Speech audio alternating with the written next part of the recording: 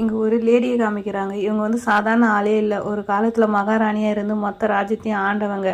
இவங்க ரெஸ்ட்டே இல்லாமல் வேலை பார்த்துட்டே இருந்ததுனால திடீர்னு இறந்து போயிட்டாங்க. கட் பண்ண 1000 வருஷம் கழிச்சு இப்போ இருக்கிற காலத்தில் ஒரு பயந்தாங்கொழி பணக்கார வீட்டு பொண்ணாக வந்து ரீபன் ஆயிருக்காங்க. கண்மூச்சு பார்த்தா அந்த சொந்த குடும்பமே அவளை ஒரு இன்வெஸ்ட்மெண்ட்டாக நினச்சி ஊருக்கு தெரிஞ்சு ஒரு புருக்கி பயலுக்கு கல்யாணம் பண்ணி வைக்க பிளான் பண்ணுறாங்க. அந்த நிச்சயதார்த்த ஃபங்க்ஷனில் எல்லோரும் அவளை பார்த்து நக்கலாக சிரிக்கிறாங்க. இந்த இவா வெறும் அழகு பொம்மை தான், இவளுக்கு எதுவுமே வராது, அந்த ரவுடி பயலுக்கு இவ தான் சரியான ஜோடின்னு கிண்டல் பண்ணுறாங்க. கோயைக்கு ஏற்ற பொறுக்கி செம மேட்ச் அப்படின்னு சிரிக்கிறாங்க. பார்க்க தேவதை மாதிரி இருந்தாலும் இந்த பொண்ணு பாவண்டான்னு எல்லோரும் ஏளனமாக பேசி சிரிக்கிறாங்க.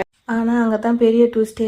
யுவான் ஒன்றும் இப்போ இல்லையே, அவளுக்குள்ளே இருக்கிறது மகாராணியோடைய ஆன்மா. மைக்கை பிடிச்சி எல்லார் முன்னாடியும் இந்த கல்யாணம் நடக்காதுன்னு அதிரடியாக அனௌன்ஸ் பண்ணுறா. இந்த ஜென்மத்தில் நான் யாருக்கும் கழுத்தை நீட்ட மாட்டேன், என்னை கல்யாணம் பண்ணிக்குன்னா எங்கள் வீட்டுக்கு வீட்டோட மாப்பிள்ளையே வரணும்னு சொல்கிறா. இதை கேட்ட மொத்த கூட்டமும் ஷாக் ஆயிடுச்சு. அங்கே அப்பாவும் கத்துறாரு, அங்கே அம்மாவும் திட்டுறாங்க. ஆனால் அவங்களுக்கு தெரியாது, அவங்க முன்னாடி நிற்கிறது அவங்க பொண்ணு இல்லை, ஒரு பேரரசின்னு.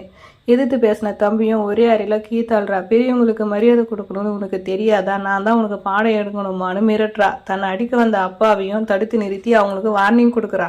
அப்போ தான் அங்கே தாத்தா வராரு. அவரை பார்த்ததும் மகாராணிக்கு தான் தாத்தாவோட ஞாபகம் வருது. ஆனால் அந்த தாத்தாவும் அவளை திட்டி தண்டிக்க பார்க்குறாரு. பணத்துக்காக தன்னை விற்க பார்க்குற குடும்பத்தை பார்த்து செம கடுப்பாகி ஒரு கேள்வி கேட்குறா. என்னை ஒரு இன்வெஸ்ட்மெண்ட்டாக நினச்சி விற்கிறீங்களே, அப்போ எனக்கு கொடுக்க போகிற சீரி வரிசை என்னன்னு கேட்குறா. குடும்பமே வாயடிச்சு போகுது.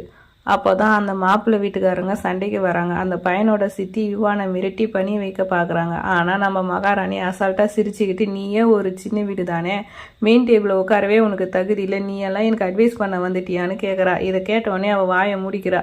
ஆனால் நிஜமான அதிகார யுத்தம் இனிமே தான் ஆரம்பமாக போகுது.